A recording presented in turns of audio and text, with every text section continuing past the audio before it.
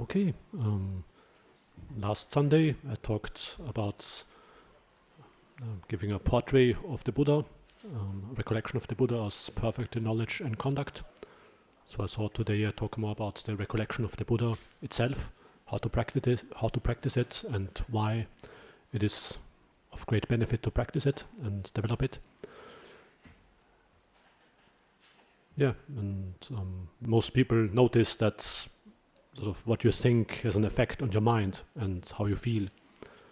So, for example, your thoughts can make you depressed or sad or sort of excited, or they can be maybe uplifting or give you some confidence. Yeah, and so it's sort of not surprising that if you recollect the supreme being in the universe, it will have a powerful effect if you think about the Buddha. And so, just if one reflects a little bit, one can see that already. And so for that reason, the recollection of the Buddha was taught by the Buddha himself on various occasions to monks and lay people. And there's a special practice, just like a meditation practice, more or less. And so maybe the first question that people ask, maybe Westerners especially, how can we actually recollect the Buddha if we have never met him? So maybe it seems a little bit difficult what exactly to do, or how to do that how can you recollect someone you've never met? But that's still, if you look at what the recollection is about, that I will see that that's actually possible. And so, for recollecting the Buddha, one doesn't have to, it's not necessary that one has seen him, but so it's not about remembering what he looked like, but remembering his amazing qualities, his spiritual qualities and attainments. And the Buddha himself says that we should recollect 8 different qualities about him that are mentioned in many, many discourses in the suttas. And they are sort of summarized in this Itipiso Bhagava Arahant Samma Sambuddho chanting.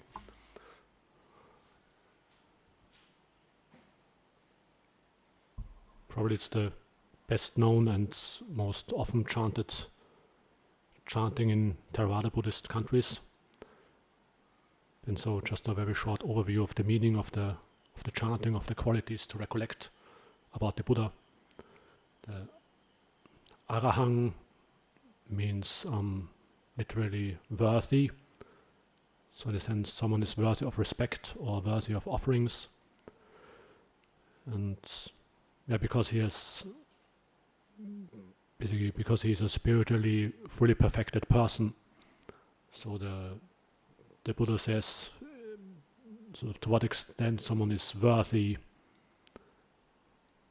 depends on his inner qualities and his actions. So what actually makes a person worthy or honorable are his actions and his mind or heart. And so the more defiled his actions and his mind is, the less worthy and honorable a person is, naturally. And on the other hand, the more pure and wholesome his actions are and his mind, the more worthy this person is as well, on the other hand. And so naturally then the Buddha having this quality of highest worthiness, and is worthy of respect, worthy of offerings. The word Bhagava was used in this context in India as a honorific term, similar like venerable or something like that. It was even still used in India today. Like they often call the spiritual teacher Osho Bhagavant, something like that. So it was even used still in the last century in India. It's word Bhagava, like more or less 2,500 years ago.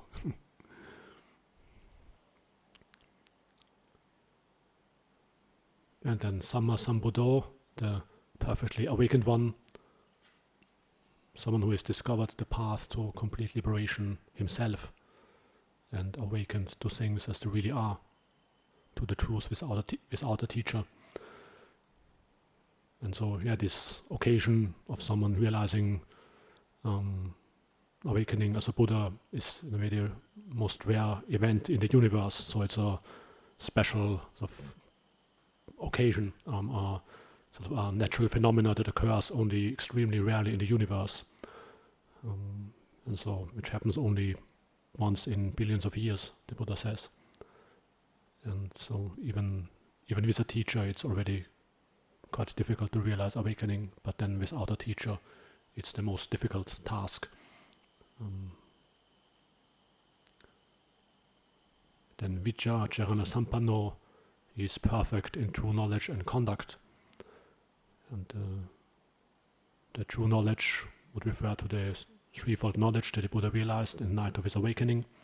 For example, the recollecting past lives, seeing how beings pass away and are reborn according to the karma, and then the realization of the Four Noble Truths and the knowledge that all potential of any defilements to arise has been abandoned.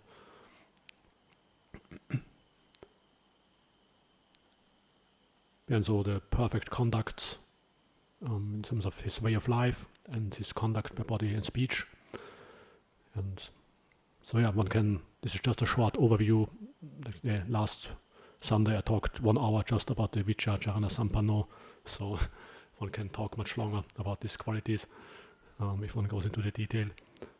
And Sugato, Su means usually like a prefix, means well, and Gato means gone, so well gone, probably in the sense that he has practiced in the right way or practiced the good way, which leads to happiness or peace.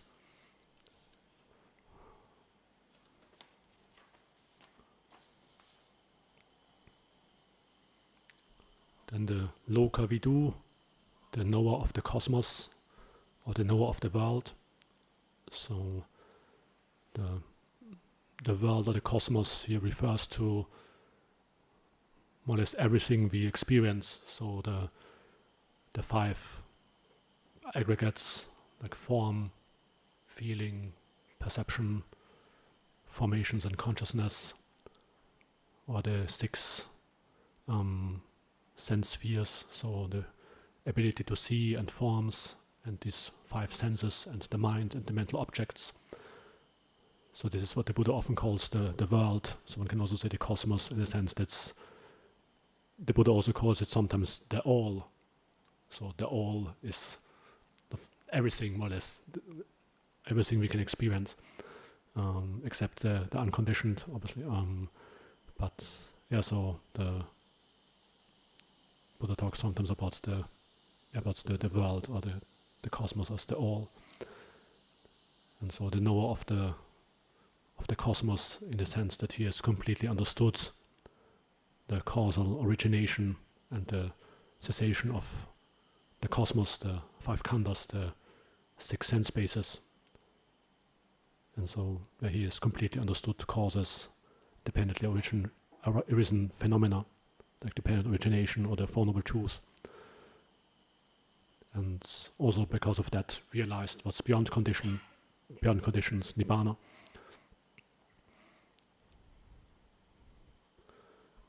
And the Anuttaro Purissa Dhamma Sarati, the unsurpassable trainer of trainable people, or the unsurpassable teacher, and Sattha Deva Manussanang, the teacher of human beings and divine beings, or gods. Not every person who realizes awakening also has a great ability to teach. So some people who realize awakening are better in teaching, some less. And the Buddha also has a perfect ability to instruct others and lead others to awakening. And so this makes him the highest teacher of all beings in all realms of existence, even to devas, to divine beings.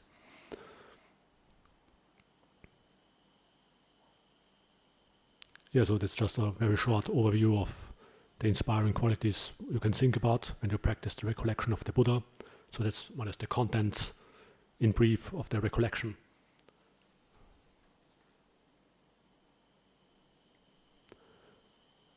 And the Buddha says one of the purposes of recollecting the qualities of the Buddha is that you gain inspiration in the meaning and inspiration in the Dhamma. So the idea is you think about the amazing qualities of the Buddha, and because of you have an understanding of their meaning and their significance, let's say of the Buddha's awakening, then you gain inspiration. So the mind gets uplifted by this recollection and remembering him. And so the most important thing is that you understand the meaning of these qualities of the Buddha. So let's say, what does it mean that he is perfect in knowledge and conduct? Or what does it mean that he is the knower of the cosmos? And the deeper you understand these qualities of the Buddha, the more inspired and uplifted you will be if you recollect the Buddha. And also on the other hand, let's say if you imagine, let's say if you teach someone who doesn't know anything about the Buddha, this itipiso chanting, and so he chants it without understanding anything about the Buddha, it will have only a very limited effect. Because for him this chanting will be just some words that he doesn't understand. So the important thing is obviously to understand the significance of the awakening of the Buddha and these outstanding qualities that the Buddha has. And then it will be inspiring, and if you don't understand it, then it will actually not be inspiring or just another chant.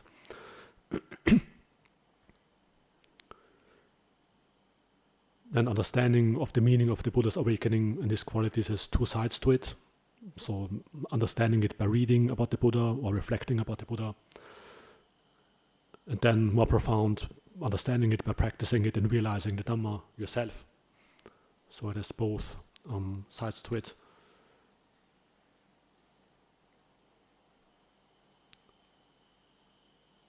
So reading and reflecting, the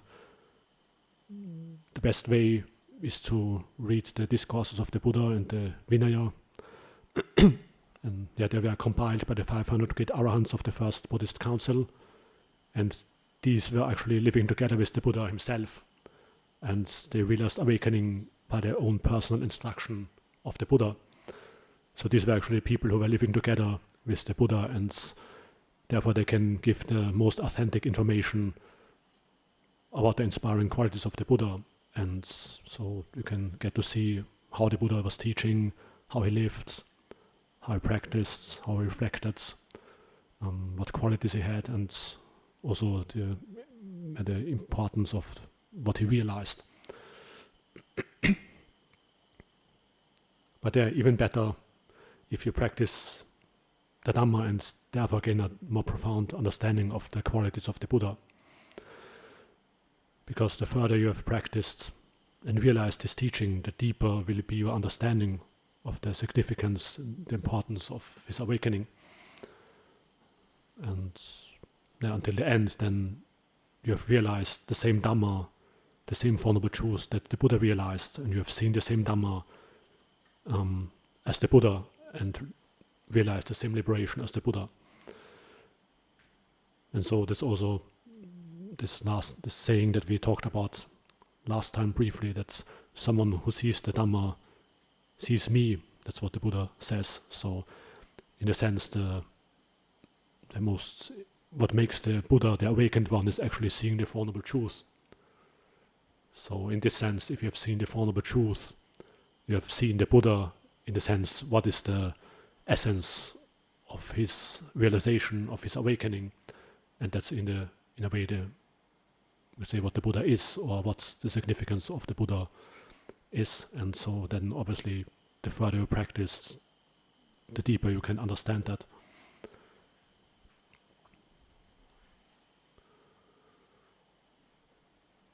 And therefore, practicing the recollection of the Buddha, you can chant Itipiso Bhagava repeatedly, mentally or loud, and basically while you do the chanting, recollect qualities of the Buddha. And for example, you can visualize a Buddha statue or some stupa that you find inspiring. If that's additionally helpful, then you have also some visual image in your mind together with that. And basically, because the chanting goes more or less automatically if you have memorized it already, then you can keep the image of the Buddha, of Buddha statue in mind and recite it and remember these qualities of the Buddha, or one of them is also, cannot just remember one of them that you find most inspiring.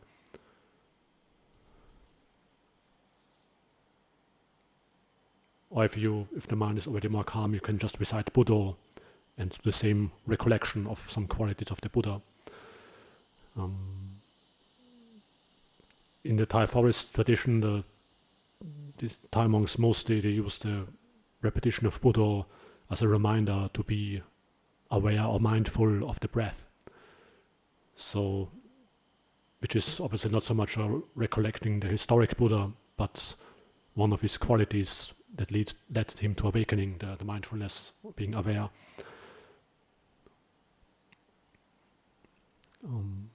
But I myself actually, in a way of, I recollect the Buddha mostly by reading the discourses of the Buddha. So basically reading the teaching and various occasions of his life, then I remember these inspiring qualities of the Buddha, and I didn't practice so much itipiso chanting sort of systematically in the sense of, let's say, every day or something like that.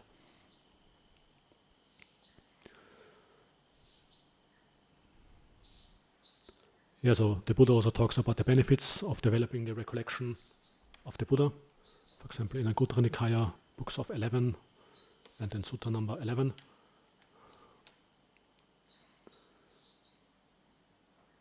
So here he talks with Mahanama, one of his great lay disciples. And he says, you should recollect that the Tathagata thus. The Blessed One is an Arahant, the perfectly awakened one, perfect in knowledge and conduct, fortunate, the knower of the cosmos, the unsurpassable trainer of trainable people, the teacher of devas and humans, the awakened one, the Blessed One. And then he says, when a noble disciple recollects the Tathagata, on that occasion his mind is not obsessed by desire, aversion and delusion. On that occasion his mind is simply straight, based on the Tathagata. A noble disciple whose mind is straight gains inspiration in the meaning, gains inspiration in the Dhamma, gains joy connected with the Dhamma. When he is joyful, rapture arises. For one with a rapturous mind, the body becomes tranquil. One tranquil in body feels happiness. For one feeling happiness, the mind becomes concentrated, or say unifies in samadhi. This is called a noble disciple who dwells in balance amid an unbalanced population, who dwells unafflicted in the middle of an afflicted population. As one who has entered the stream of the Dhamma, he develops the recollection of the Buddha. So there are several things one can say about the benefits.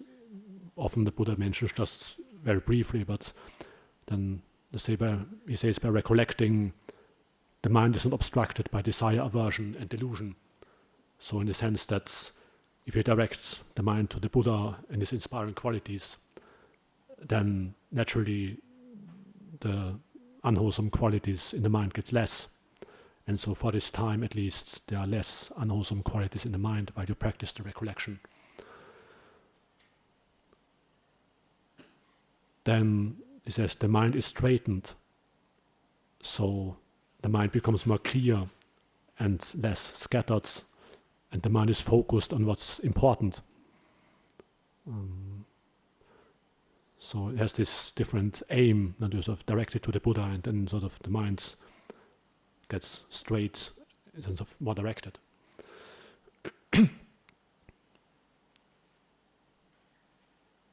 And the inspiration in the meaning and the inspiration in the Dhamma. So if you recollect what is inspiring about the life of the Buddha and his qualities, if you think about that, then joy arises and the mind gets uplifted and further samadhi qualities arise. And the Buddha says also that in this way the citta, the heart or the mind, gets purified by effort. So by making this effort of directing the mind to the Buddha and recollecting his qualities, the mind gets purified and is developing at least some samadhi qualities as well. And in another discourse, the Buddha also says the recollection of the Buddha is a pleasant abiding that pertains to the higher mind that a noble disciple gains without difficulty. So, more or less saying that the recollection of the Buddha is sort of a part, or can be used for developing the training of the higher mind or the higher heart, the training in samadhi. And also that it provides a pleasant abiding in the sense that you experience that is inner happiness of samadhi qualities, and that a noble disciple gains it without difficulty. So let's say if someone is already a noble disciple, then naturally if he recollects the Buddha because he has this profound understanding, naturally he will be uplifted by it, and some samadhi qualities arise. That's just then natural because he has this understanding to some level about the awakening of the Buddha, and then it's sort of very easy. Just if he remembers the Buddha, this sort of joy comes up easily because he has the understanding of that and he's realized the Dhamma to some level.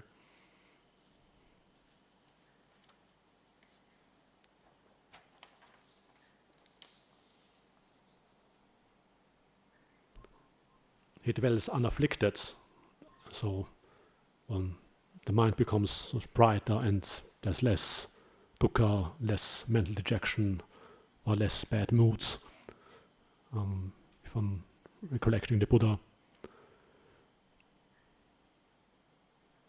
Then the Buddha also says you can develop the recollection of the Buddha while walking or sitting or standing or lying down. And he also says that you can develop it while engaged in work or while you are living together with children at home. So you can sort of remember it in different remember the qualities of the Buddha in different situations, or also in more like everyday life. So so often we spend lots of time thinking about things that are sort of trivial or distracting or upsetting or depressing, and so instead you can also think about the Buddha, and that would be a kind of thinking that leads to samadhi. So just by looking on one's own mind, then that we are able to think about all kinds of things and doing activities. So naturally we would also be able to think about the Buddha, for example, while doing these activities. In principle, at least, it's possible.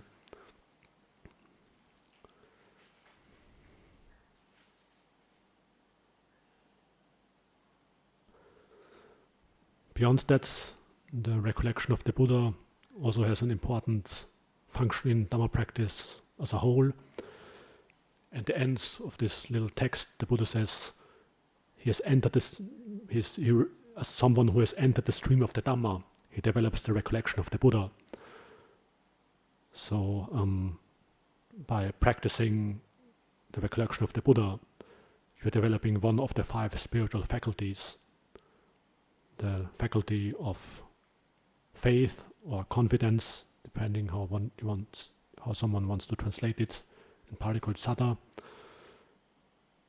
And so the Buddha how the Buddha defines this quality of confidence, he says that someone has confidence in the awakening of the Buddha like this, and then itipiso bhagava, so his confidence in the Buddha's awakening, he is the perfectly awakened one, the knower of the cosmos. And that's his definition of this faculty of faith or confidence.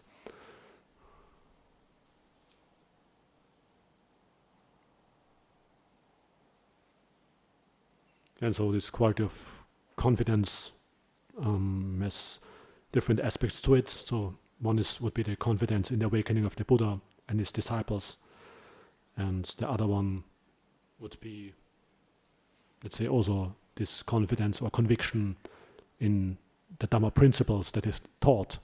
So in a sense, let's say the Noble Eightfold Path that leads to liberation, or let's say that these things that he talks about as defilements are actually unwholesome and it's good to abandon them.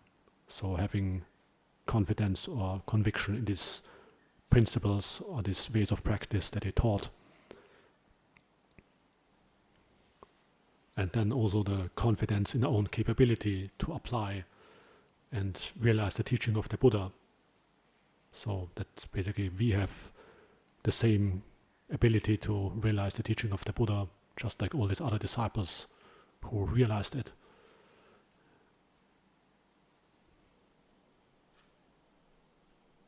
Yeah, so this quality of faith or confidence, conviction, it naturally gives rise to energy or activates our effort, energizes our practice. So if you have this inspiration by this confidence in the Buddha or the Dhamma practice, then obviously if you're completely convinced that the Buddha realized awakening, liberation, and taught the way of practice that leads there, and the more you see that that's the most worthwhile thing to do, naturally the more you will put forth this effort in your practice and sort of direct your mind to that. While on the other hand, if you are sort of unsure, is it really working or is it worthwhile? Did the Buddha really realize awakening, or was it just another sort of spiritual teacher of hundreds other ones? Then naturally it will not lead to much sort of energy or directedness, and so that it leads to sort of being despondent or lazy or of not really applying yourself.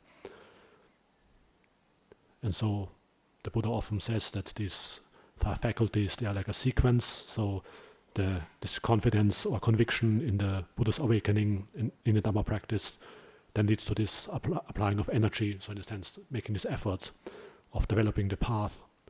And then because of this effort, stronger mindfulness gets established.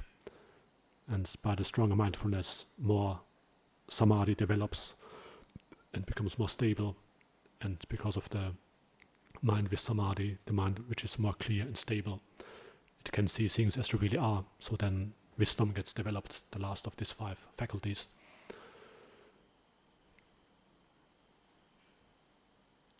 Yeah, so initially we have this initial faith or confidence, but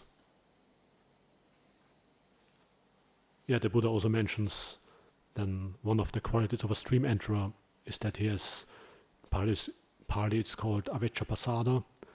One can translate it as the unshakable clarity or the confirmed clarity or confidence that the Buddha is actually the perfectly awakened one, and that he has realized the Dhamma and he has found the path. And so the reason for this unshakable clarity is that then a noble disciple has seen that for himself. So because he has realized the Four Noble Truths, at least to some level, and he has discovered the path to awakening and seen that Nibbana actually is something one can realize, then he has this clarity about the awakening of the Buddha.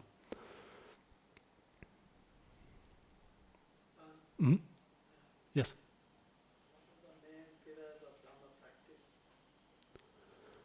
In brief, I'll say in terms of the path of practice, the Buddha, as I would say, the most often mentioned is the Noble Eightfold Path, or the threefold training, the training in virtue, the training of the higher mind, or the training in samadhi, and the training in wisdom.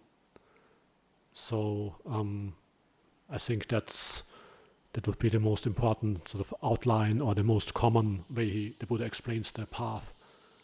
Then there are also these other explanations, like these 5 faculties, for example, would be another very common overview of the path to liberation. So the Buddha gives different angles, but these are the most common ones, I would say, in terms of what one should develop. And so from the beginning, from the first discourse, he talks about the Noble Eightfold Path, and then also at the end of his life, in his last teaching tour, again and again, he talks about these qualities that he talked about all the time, 45 years. So then he often gives his Dhamma talks about Sila, Samadhi and Panya, about virtue, samadhi and about wisdom.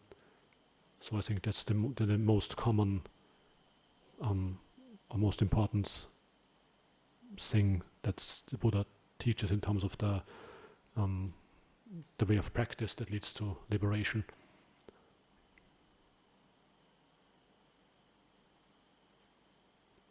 Yeah, so in in a way, this faculty of confidence, conviction, or faith in the Buddha, one can see that by recollecting the qualities of the Buddha and gaining this confidence, on the one hand by, let's say, reading about the qualities of the Buddha, getting an understanding intellectually, and then recollecting the qualities of the Buddha and practicing the Dhamma and of developing the mind, that's this faculty of confidence, then of confidence in the Buddha, can lead up to this clarity of the stream enterer and further.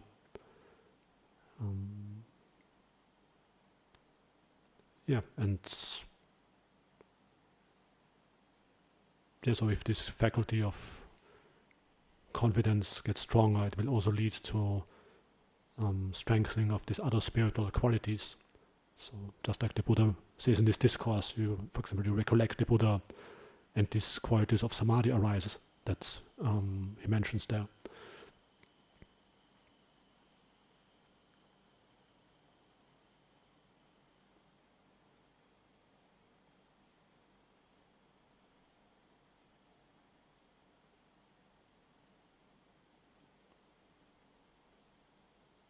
So ideally this recollection of the Buddha, doesn't lead just to sort of worship him or admiring him, how amazing he is, but this confidence in the awakening of the Buddha basically then gives you the confidence to also practice the path to awakening and to develop it. And so basically reflecting what is worthwhile to do and practice, and because of this confidence in the Buddha, that you align your life more and more according to his teaching.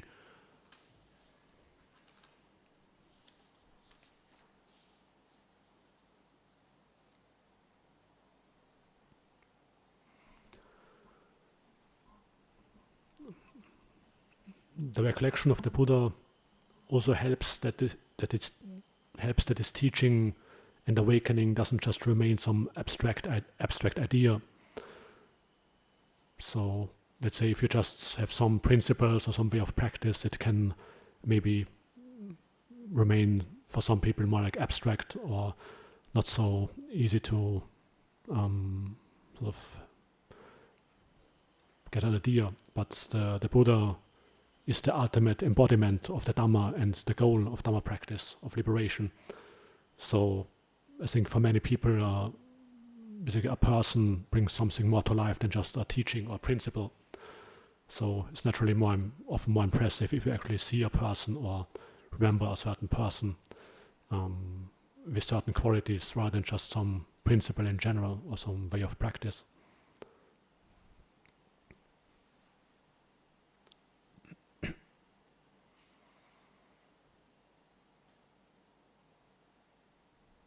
Also a traditional Buddhist building is connected with recollection of the Buddha, the stupa.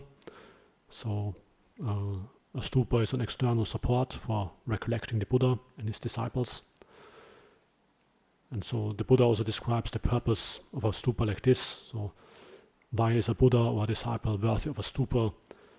And then basically people recollect this is the stupa of the Buddha or this disciple.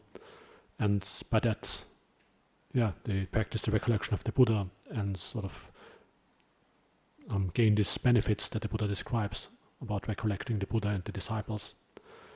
And so that's more or less the benefit. So it's external focus or external help for recollecting the Buddha and his disciples.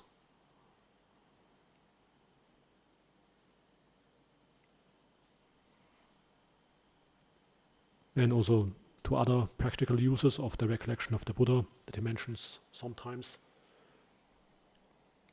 In one sutta of the Samyutta Nikaya, Samyutta Nikaya 47, sutta number 10, the Buddha says,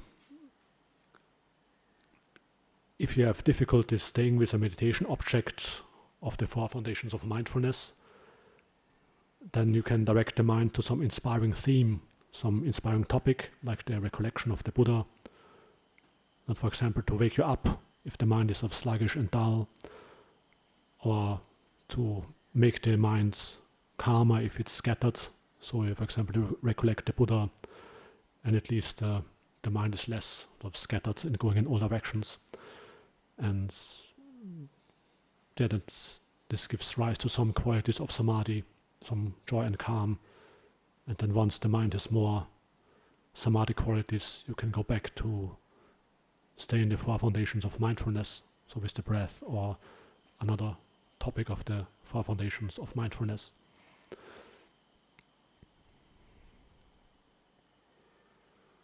And the second practical use that the Buddha mentions is to recollect the Buddha or the noble disciples if you have fear or feel insecure. And the reason for that is because the Buddha and the Arahants, they are already completely free from fear. So naturally, sort of recollecting their fearlessness, you can overcome your own fear. That's at least the idea of how this recollection can be used. On a more profound level, this recollection can also be used that if you reflect, okay, they are free from fear because they are free from defilements, free from desire, aversion, and delusion. And so what defilements have I not abandoned that this fear arises? And so it can also lead to some insight.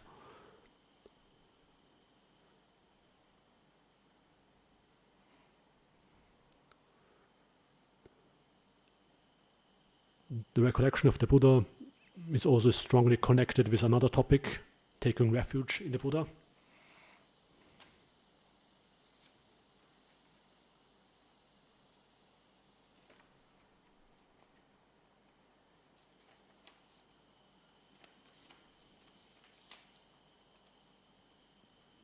The more you have practiced the recollection of the Buddha, like I described it, and then if you have gained this understanding of the Buddha's outstanding qualities, the more you will be inspired to take the Buddha as supreme guide and this as teacher who can lead you to liberation. And so, because of that, you have this trust and confidence in him in terms of taking refuge. And so, in this way, this recollection of the Buddha also leads to strengthening of our refuge in the triple gem, the Buddha, Dhamma, and Sangha.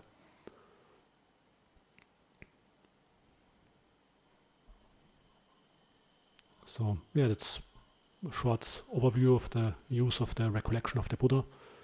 And so, hopefully, you can use it to gain understanding of the Buddha's inspiring qualities, to develop qualities of samadhi, and to purify the citta, the heart, abandon defilements, and also to strengthen your refuge in the triple gem, and so also to get closer to the Buddha. And then if we sort of inspired by the Buddha and practice his teaching, then naturally the further we practice, the closer we can get to the Buddha. And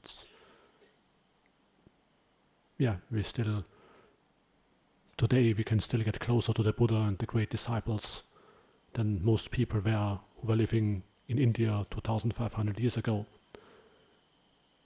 Because the further your heart is developed, the closer you will be to the Buddha until you have realized the same liberation like the Buddha. And so in this way, that's understanding the qualities of the Buddha and practicing that, developing the qualities of the path, then you get closer and closer to the Buddha himself. And so the Buddha also calls the recollection of the Buddha and the great disciples the unsurpassable recollection. So it's in Anguttara Nikaya 6, Sutta number 30. It says,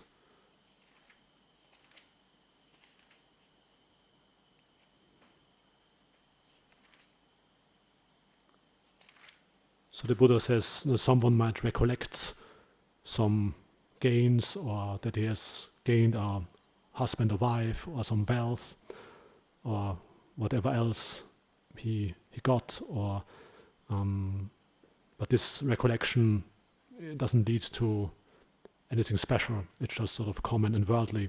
If you remember whatever good material things you have gained, or whatever other things, this is just an ordinary recollection which is unbeneficial. But when someone of settled faith and settled devotion, decided, full of confidence, recollects the Tathagata, the Buddha, or a disciple of him, this is an unsurpassable recollection that leads to the purification of beings, to the overcoming of sorrow and lamentation, to the passing away of pain and dejection, and to the achievement of the method and to the realization of Nibbana. And this is called the unsurpassable recollection. So also the Buddha emphasizing that recollecting the Buddha, gaining this understanding of and this confidence in the awakening of the Buddha, leads in the direction of Nibbana, and acquiring this method, this way of practice that leads to liberation. So it was a short overview of the recollection of the Buddha. And